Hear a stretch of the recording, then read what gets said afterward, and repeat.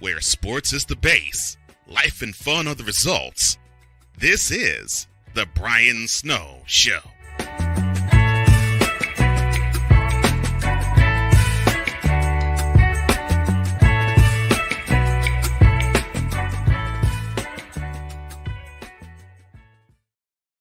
Welcome back, everybody. Now, I have something very interesting, and I believe this conversation is going to be a lot of fun.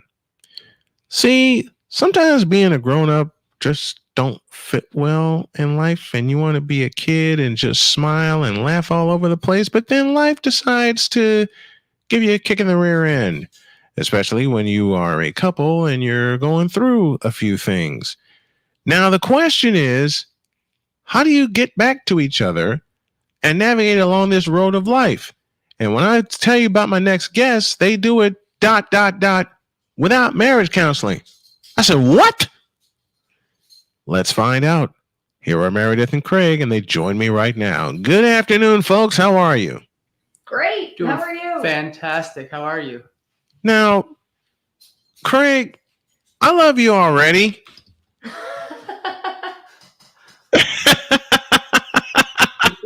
It's a big game tonight. I love y'all already, and I kind of knew this. Would be it. It's a split household here. My wife loves the Colts. I have the 49ers.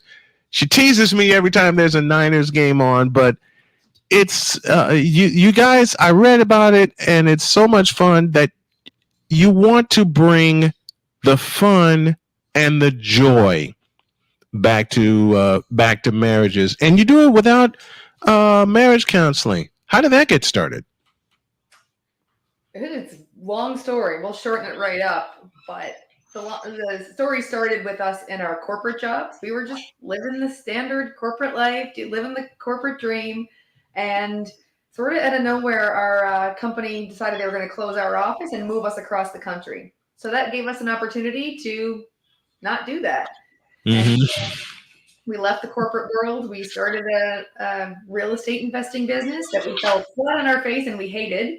And that's when we hit the pause button and decided, actually, the important part, you were going to jump in. Yeah. So like when we started that company, it was, we didn't do the important work to understand what we wanted and who we were and ultimately what our end goal was. And it started to have an impact on our marriage, on our relationship, which had up to that point been a real strength for us. We had really put a lot of focus on our marriage. It was going well. And then add in the stress of entrepreneurship with that first business, and it just started to wobble a little bit. So we took note of that and realized that we were on the wrong path. And so that's when we hit pause. We hit the brakes actually really hard. Yeah, that business was not for us. We realized that quickly. And then we went on a journey to figure out what was for us. And it was a personal growth journey. We went all in on us, on our growth, and went to all these different events. And it was at those events that we started talking and interacting and networking with different folks. And they were talking about our relationship and how we were doing this together and how we seemed fun and energetic. And there was a lot going on there. And that's when we realized that that's our gift. That's what we want to give to the world. That's what we can now help other people with that are struggling in their marriage, is to get the fun back and bring the joy and the adventure back into their marriage. Because when your marriage is going well, when that's thriving, it helps you level up every other part of your life. When you're not spending that time and energy constantly repairing, walking on eggshells, arguing, constantly trying to fix it, you've got a lot of time and energy left for the rest of your life. Plus, you've got that other person who's helping you with the rest of your life. So it's like it's an exponential benefit.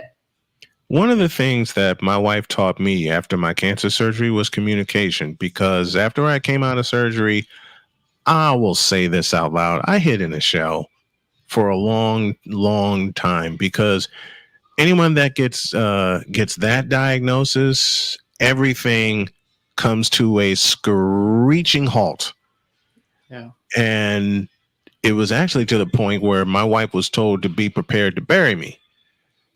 And my wife, bless her heart, said, I'm not having any of that.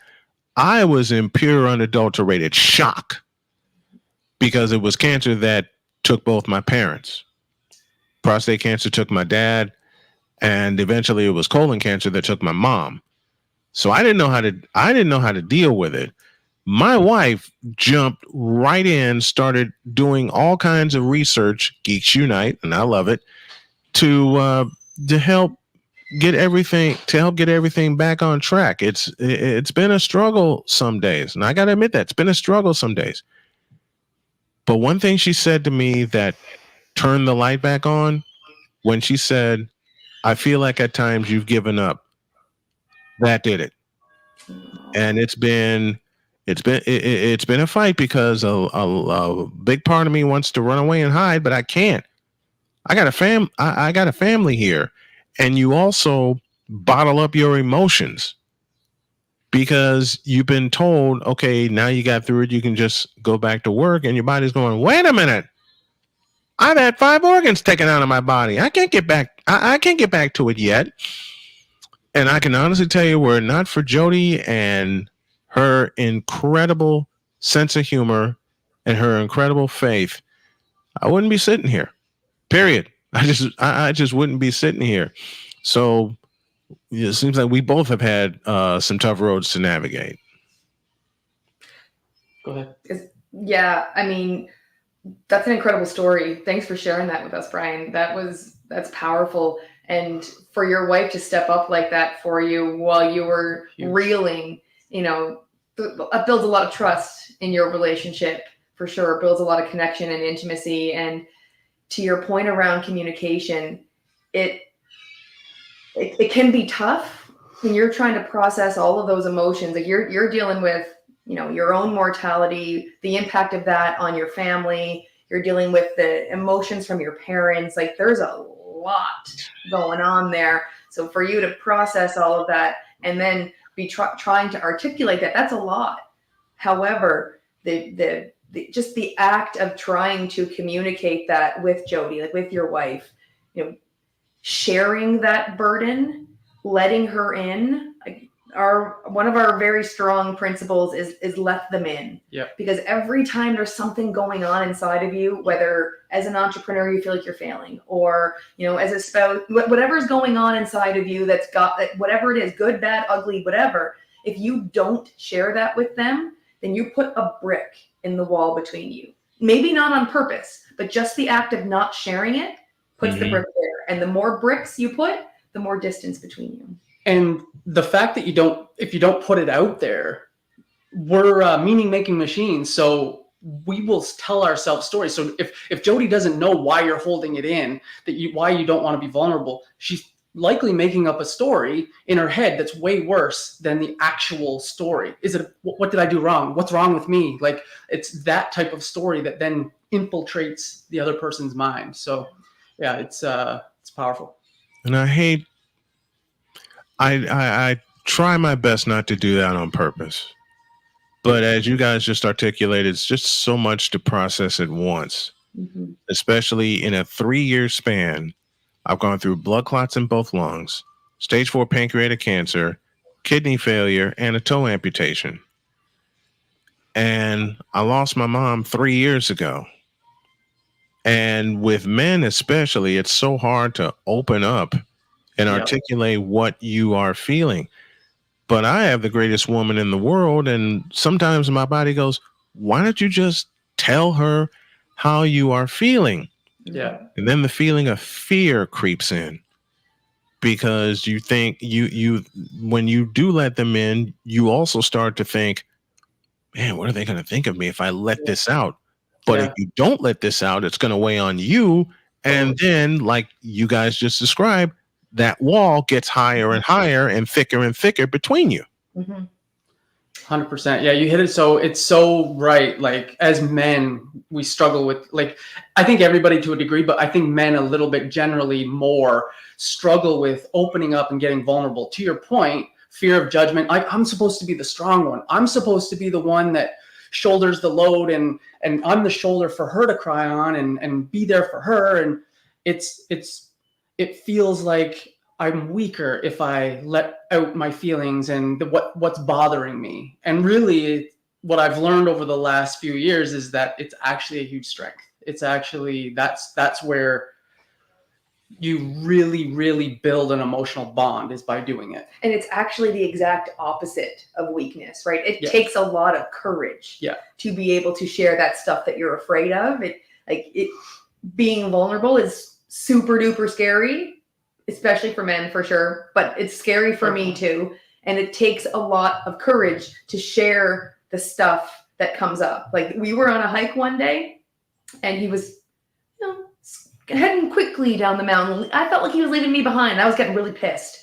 And so in my head, I'm making this whole story up. I'm getting really pissed at him. And, long story short, I trip and I fall. And we get down the mountain eventually. But what I realized in that experience, trying to figure out, why am I so pissed at him? He's not going to take off when he gets to the bottom, drive home and leave me there, right? Like that's not what's going to happen. So why am I making up this story in my head? And I realized I've got a fear of abandonment from my past stuff, right? Like we all bring our baggage in, and I brought in with me a fear of abandonment. And I didn't like that. That didn't make me feel good. That doesn't make me feel like a strong person. Like it didn't feel logical to me, but I also knew that I had to share that with him, or else that was going to be something that was between us. So the next day we were out for a walk and I'm like, listen, I was pretty pissed at you yesterday, and this is why. I have this fear, and now we can discuss it, and he can be there for me in a way that he couldn't be there for me if I didn't share it. And we don't have this wall between us that I put there. And it's such an incredible thing to find out so much more about your partner, about how you can be there for them. Mm-hmm. And there are times, and I go through it on a daily basis with Jody. I'm like, how much more of a failure can I be?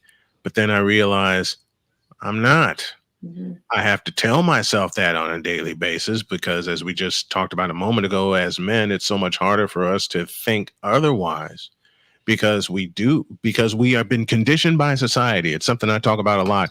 We have been conditioned by society to be the strong one, not show any emotion or do nothing. If you show any kind of emotion, you're gonna be weak.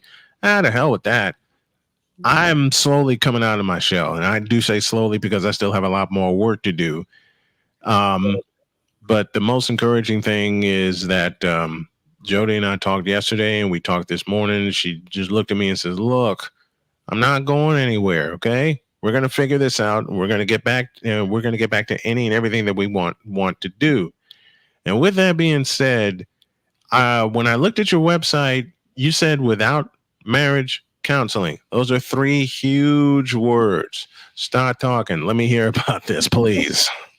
Well, I think marriage counseling brings this vision to mind for people, right? Of like these awkward, painful sessions where I have to spill my guts to a total stranger, and it's going to take a long time. We're going to go week after week after week for months or years. And, it doesn't have to be that way. There doesn't even need to be a third person.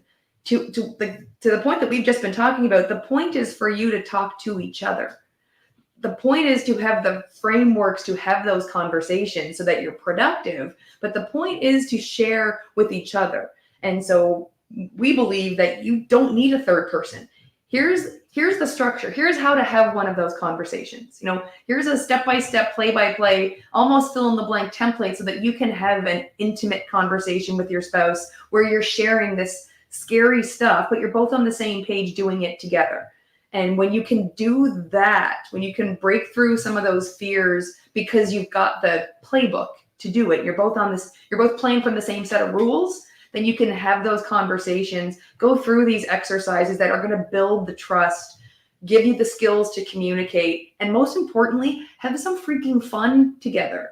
Because you said it, like as grown-ups, like there's a lot in life when you're a grown-up. Like we all as kids wanted to be grown-ups, and then we got here and realized, oh, we had that backwards. It was way better before. Very much so. And it's because we were having fun, right? When you're a kid, it's all about playing and having fun. And as we grow up, we start to lose the fun as the priority. But when you really think about it in your marriage, if you're having fun, you're communicating, you're building trust, you're creating intimacy and connection by doing these things together. And so without fun, all that other stuff eventually starts to fall away. And so the one thing you can do, if you can keep the fun going in your relationship, the other big ticket things like trust, communication, and intimacy are all going to follow. Now, who came up with the name Road of Life? Where did you all get that Where did you all get that inspiration?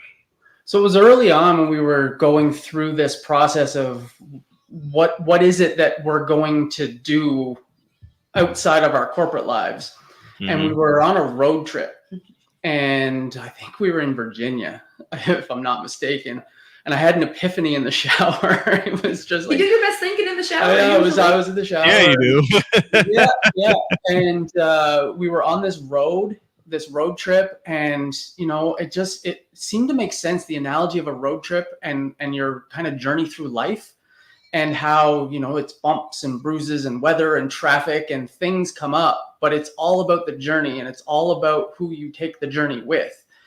That it just seemed to kind of go together. So yeah, it just came from a road trip we were on. And we love road trips. Yeah, we do. It was the first thing we did when we started dating way back in the day. Was like a couple of weeks in, like, let's go on a road trip. Put ourselves in a car together, see if we can tolerate each other. Let's just see if it works. Yep. Yeah. And we're planning to do a lot of road tripping very, very soon, because there are so many things that we want to accomplish. Mm-hmm. But the biggest thing for me has been being there for her with whatever goal she wants to accomplish. I mean, she just started school again, going after her doctorate. And I already told her, baby, go after it. I'll be the first. I'll be cheering the loudest when you accomplish that. Yeah. Is it scary at times to put yourselves out there in front of your partner like that? And if it is, has it gotten easier? It is scary, and I would say it does get easier. The more you do it, the more you build the muscle, the easier it feels. Mm-hmm. I think it's like any fear that you face. The more you face it, the less scary it is, right? And I love what you just said about the cheerleader, because that's one of our biggest things, is that it's all about being a good teammate and being a cheerleader for your partner, your spouse, whatever it is that they want to do in life. You want to be that person in the front row, cheering them on, congratulating them, supporting them in whatever it is they want to do. So that's a huge, huge benefit that you've just, gold that you've just shared, for sure. One of the first times, right after I met Jody, she came up to Michigan City, Indiana to pick me up because I was doing a football game, and I did it on straight caffeine. I did not have any water, and I knew I was going to pay for it. But she picked me. She picked me up, and she says, "Do you want to drive back to Terre Haute?" And I said, "Sure." And it's one of the funniest stories ever, because I never made it. I didn't even make it a mile. We even stopped to get us some chocolate. She says, "Okay, I know some chocolate will get you going." Wrong. I crashed so badly, even with the chocolate. But it's one of the funniest stories that we have of our time together. And so many other times she would be in the booth with me, and I'd have this big jug of water, and she'll recognize my cues when I'm going to break. I'll say the time left in the quarter, and you're listening to this, and she'll just start pointing to the water, going, "Drink, man, drink." She knows you. Yeah. She sounds like a keeper. She definitely sounds like, Man, yeah. For us to have gone through what we've been through in 6 years, keeper would be an understatement. Yeah. To describe Jody. It would be an understatement. It's like, even if, in my mind, because I'm still getting the strength back in my legs, if I don't dance with her every day, in my mind, then I'm losing something. I'm losing her, and I'm not going to do that. What was one of the first things with Road of Life that you guys established? Established for our business? For your business. I would say one thing that we established early on, going back to the experience we experienced with the first business, was we're not going to let this business impact our marriage. In other words, we're going to have rules that clearly define business and relationship. Because when we're in a business, And in a marriage, we wear multiple hats, right? Yep. Like, so some days we're business partners, all days we're business partners, and all days we're life partners, and all days we're best friends. So it's realizing and being intentional in the moment. In this conversation, am I wearing the hat of business partner, or am I wearing the hat of husband, or am I wearing the hat of support, best friend?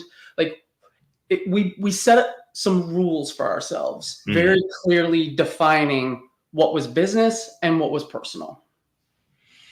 Yeah. I think the other thing we established early on was the principle that goes along with this is giving each other the benefit of the doubt. Yeah. You know, really the first thing we did was like establish what we want our life to be like. Even before we established Road of Life, we did the work to say, what do we want life to be like from our business perspective, from our relationship, where we want to live, you know, hobbies, all the things. And then now that we have that, we have a North Star, and the rest Road of Life fell into that based on our North Star. And so no matter what hat we're wearing, we offer each other the benefit of the doubt, because if you're going to give anyone the benefit of the doubt, it's obviously the person you've chosen to wear all of these hats with. And you know that you're both trying to get to the same place. We're both aiming for that North Star. We're both trying to get to that North Star. We may have different paths to get there, like whether it's different strategies in business or it's different things in our marriage. We're trying to get to the same place. We may not agree on the path, but that's where the benefit of the doubt comes in, that, you know, we both believe in this strongly. We both have a different opinion. Let's work through that. But it's never, it never gets personal. We come at it with curiosity as opposed to assumptions when we have a disagreement. What was one of the biggest things you all took on as a couple, as entrepreneurs, and both? What was one of the biggest things that you guys took on with all that fear being in place of how are we going to do this? And then slowly the plan started to come together, and it's this big snowball rolling down the hill when you guys finally get. What was one of the biggest challenges you guys took on? I would say the first biggest challenge was leaving the decision to leave our corporate jobs was not an easy one. Like, we both worked for the same company. We both worked and made a very decent salary in the corporate world. And it was something that was stable. It was really, really hard to let that go for something over here that we have no idea at the end of the day what it's going to be. It's very scary, the unknown. And so I would say the first big hurdle was getting on the same page and making that decision, jumping out of a plane without a parachute. Because the way we both had been, we're not from the same place, but we're from a very similar place, that we were both raised to go to school, get good grades, get a good job, save for retirement. Like that was what we were taught.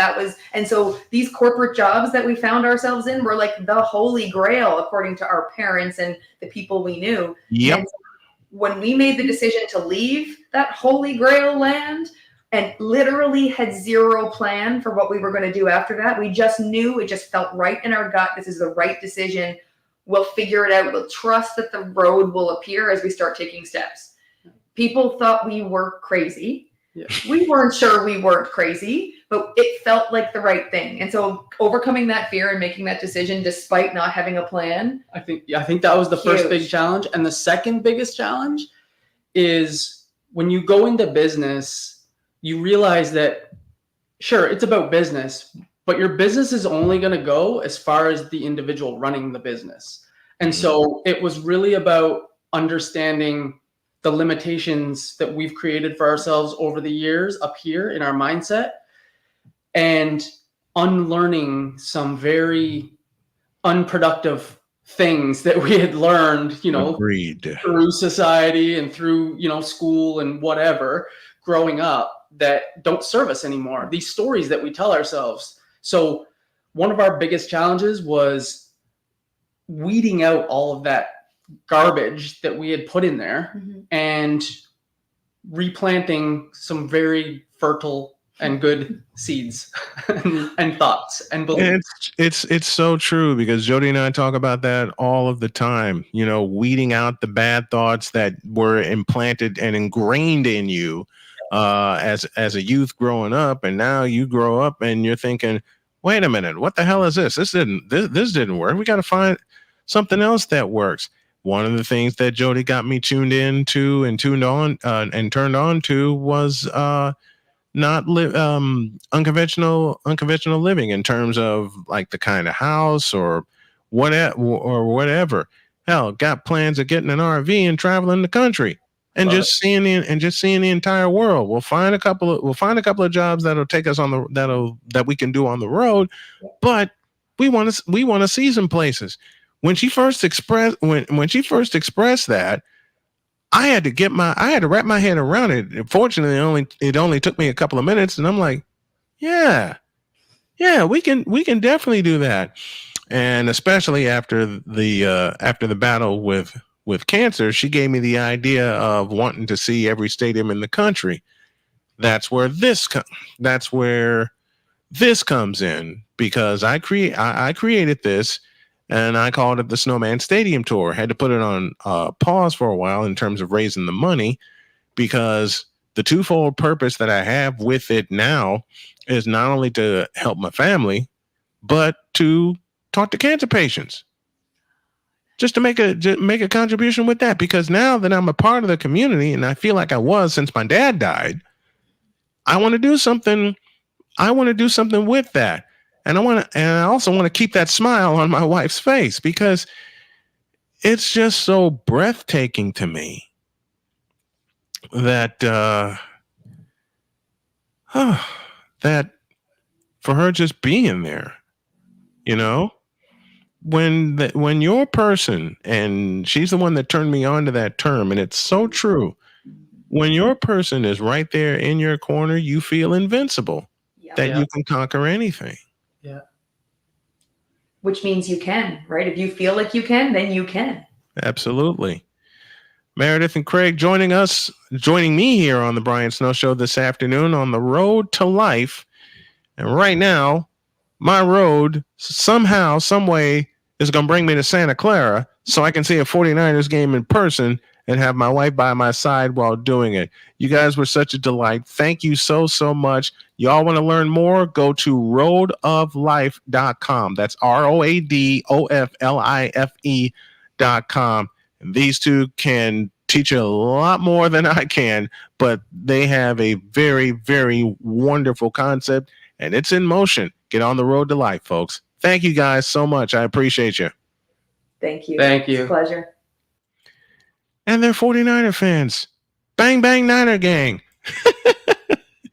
Back in a bit. Where sports is the base, life and fun are the results. This is the Brian Snow Show.